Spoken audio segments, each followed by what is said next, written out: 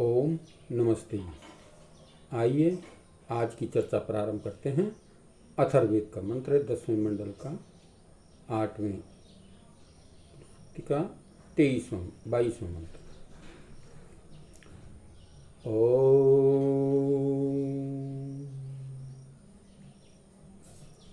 भोग्यो भवदथो अन्नमदद्बहु यो देवमुत्तसर्वन्तमुपासति सनातनम्। उपासतो सनातनम्।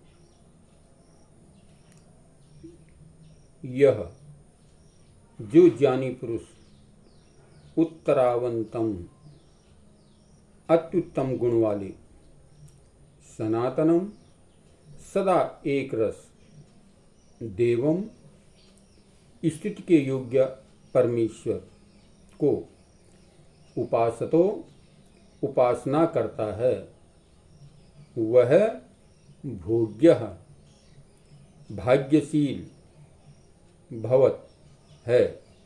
अथ और अन्नम जीवन के साधन अन्नादि पदार्थों को आदत उपयोग में बहुत प्राप्त करता है। तो चर्चा की गई इसमें कि जो महानुभाव, जो भी सज्जन व्यक्ति उस परम प्यारे सर्वगुणवालंकृत सनातन परमात्मा को प्रेम से भक्ति करते हैं, वही भाग्यवान है। कहा जो भी व्यक्ति, जो भी सज्जन पुरुष, ज्ञानी पुरुष उस सर्वोत्तम गुण वाले परमपिता परमात्मा का ध्यान करते हैं, प्रेम से भक्ति से उसकी प्रार्थना और उपासना करते हैं, कहते हैं उसी को परमात्मा अन्नादि भोग्य पदार्थ प्राप्त कराता है। ऐसे व्यक्ति को ही परमपिता परमात्मा अन्नादि भोग्य पदार्थ यानी सुख की सामग्री को प्राप्त कराता है। वह महानुभाव अन्नादि पदार्थों को अतिथि आदि के सत्कार के लिए सत्कार रूप में परोपकार में लगाता हुआ और आप भी पदार्थों को भोगता हुआ सुखी होता है।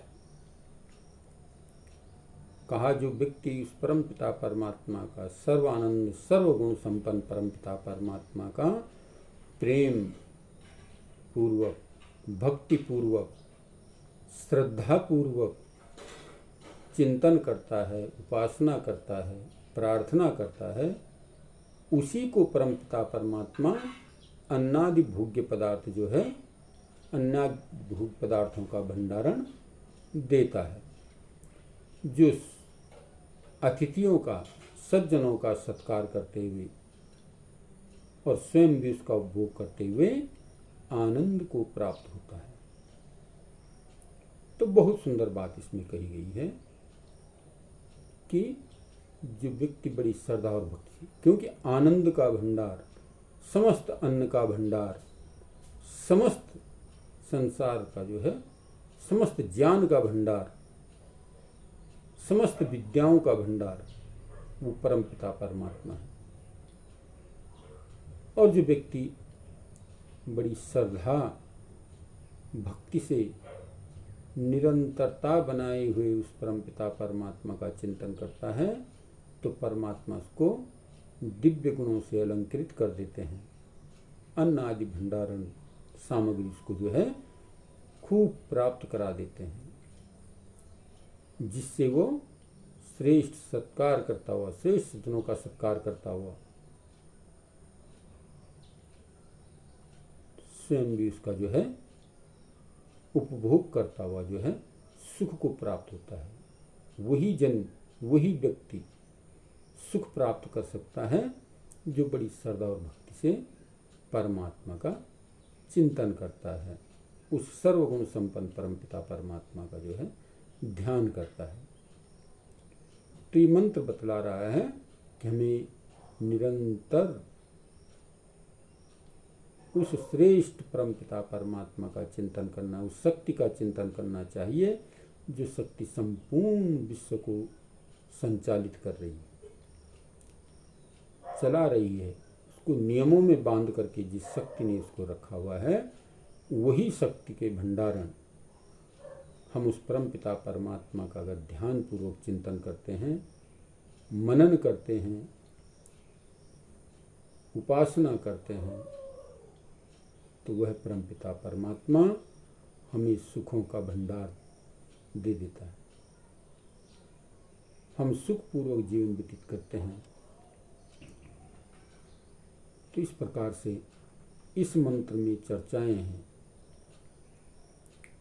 कि प्रत्येक व्यक्ति को उस परमपिता परमात्मा का चिंतन करना चाहिए। यदि उस परमपिता परमात्मा से आपको कुछ मांगना है तो केवल और केवल उस परमपिता परमात्मा, क्योंकि वो संपूर्ण खजाना है, समस्त संसार के संपूर्ण खजानों का भंडारण है।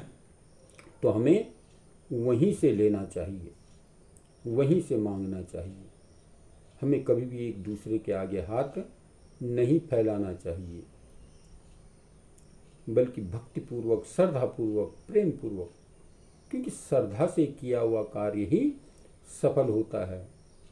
जब हम एक मन चित्त होकर के उस परमपिता परमात्मा का चिंतन करते हैं और उससे मांगने का प्रयास करते हैं, तो वह परमपिता परमात्मा हमारे भंडार को भी भर देता है, हमारी झोली को भी भर देता है।